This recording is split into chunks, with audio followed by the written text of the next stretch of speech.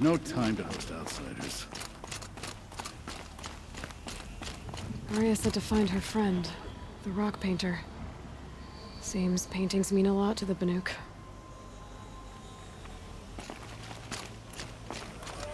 As long as you've got a skilled shaman on the trail with you, a good hunt means a good harvest.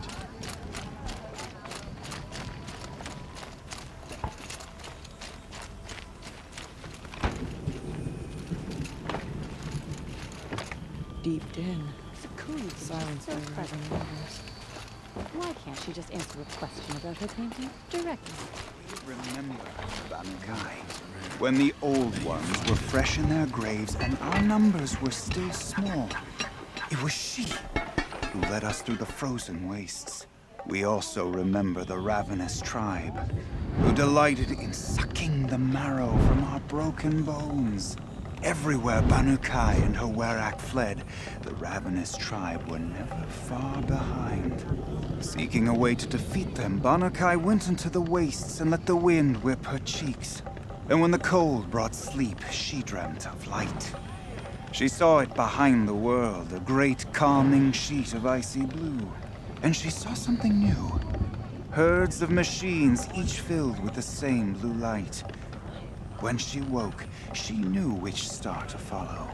She walked for many days and nights until she arrived at a temple built from sparkling ice. At the gates of the temple, she was met by the machines from her dream, who bowed to her as she entered. Inside, Banukai discovered the blue light bubbling from a hole in the snowy earth like a spring. "You bid me come," she said. "My people need aid. Will you provide it?" The machines whispered to Banukai. "We go where the light goes, for we are its chosen vessels. There is darkness in your heart. It cannot hold the light for long. Carry it to your people if you must, but the cost will be great." Banukai waded into the pool. The light reared like a nest of snakes and struck Banukai, piercing her skin, filling her up. Banukai did not scream, though she was in agony. Banukai did not collapse, though her limbs shook. She climbed from the pool and carried the light inside her. She marched toward home, and the machines marched behind her. As she walked, the light struggled to push its way out of her, but the machines were there to aid her. She sewed her body shut with their cables, patched herself with their metal, and kept the light within. When she arrived, the forces of the ravenous tribe had surrounded the camp. Although the light had left her with 1,000 wounds, Banukai charged. And because she held the light, the machines followed. The ravenous tribe killed many, but those in camp rushed to join the battle. They gathered pieces of the fallen machines and from them fashioned weapons. And it was with these that Banukai's people repaid the suffering the ravenous tribe had wrought upon them. When quiet descended, Banukai finally fell. The machines bowed their heads, and her Werak wept. The light sheet held within her drifted from her wounds and rose to the sky. And for just a moment, before life left her, Banukai knew the truth of the blue light. And she felt peace. We remember Banukai, the first to crawl from the cave beneath the world, who brought the machines to us. When we speak the name of our tribe, we remember her. And we will not forget.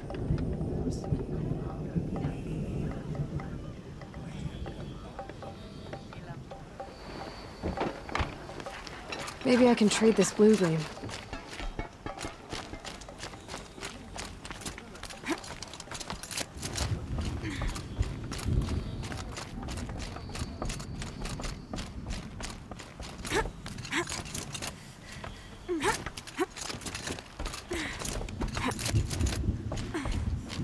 You can't let the smoke from Thunderstrom distract you. We all have jobs to do. Trust in the blue light. All will be well.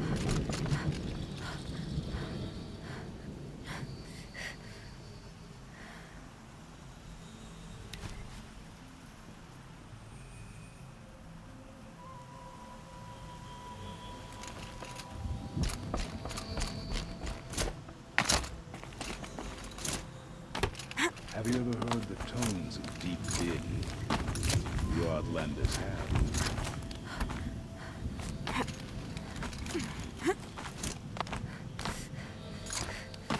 What does the Outlander want? I'm looking for Sekuli. You found her. Come, come. Let's get it over with.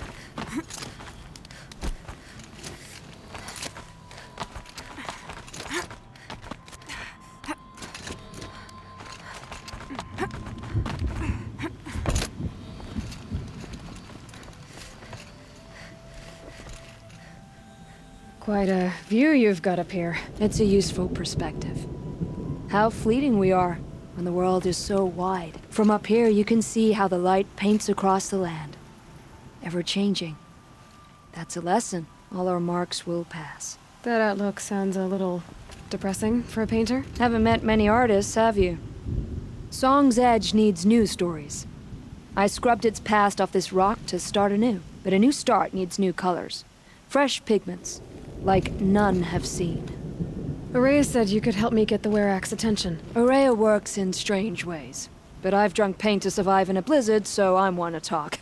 I'll get you noticed, if you bring me the pigments I need to complete my work.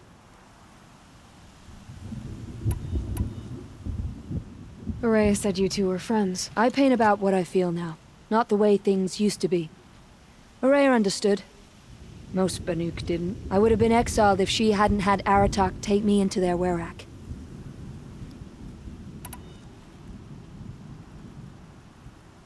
Have you always been a painter? I've always painted. But I wasn't a painter until I was driven out of Banur. Up there, the markings are eternal. They paint over the same lines, the same colors, over and over. As a child, I learned from copying them. As I grew, my heart sank at the familiarity. All of us Banuk might as well be trapped in glacier ice. We have the look of life, but never really moving.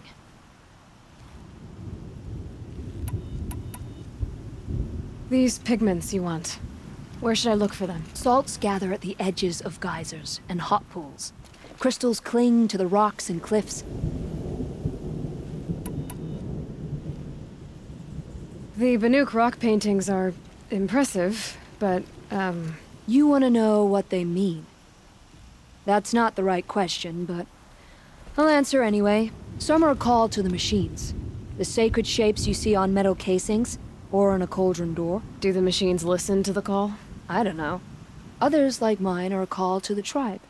You could say inspiration or prophecy. And sometimes even men listen, if the painting is loud enough. I'll see what I can find for you. Seek out the vibrant ones. A spring of sudden color among snow or rock or metal. That's its own reward. But I'd reward you as well.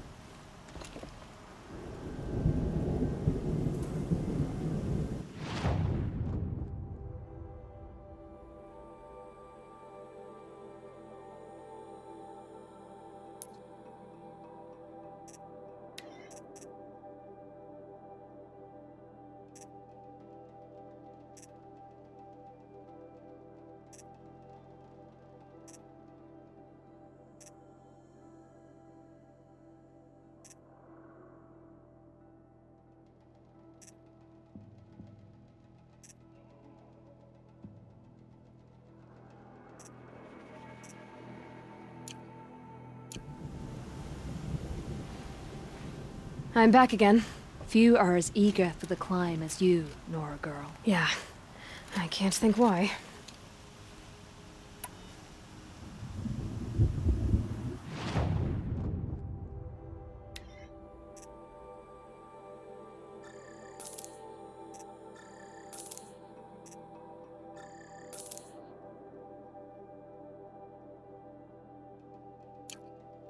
Would you look at that, Nora girl?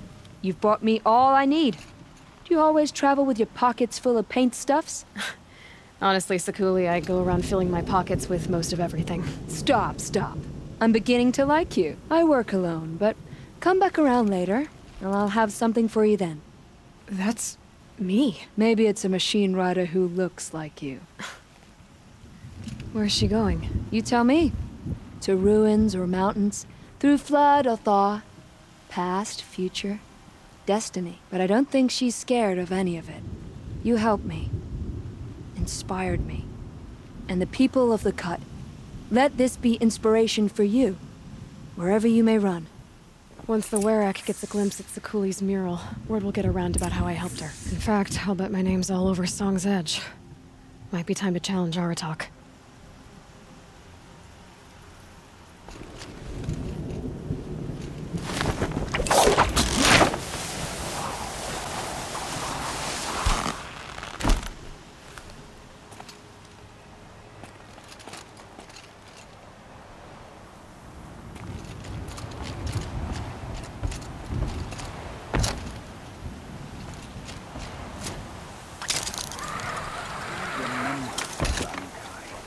When the old ones were fresh in their graves and our numbers were still small, it was she who led us through the frozen wastes. We also remember the ravenous tribe, who delighted in sucking the marrow from our broken bones.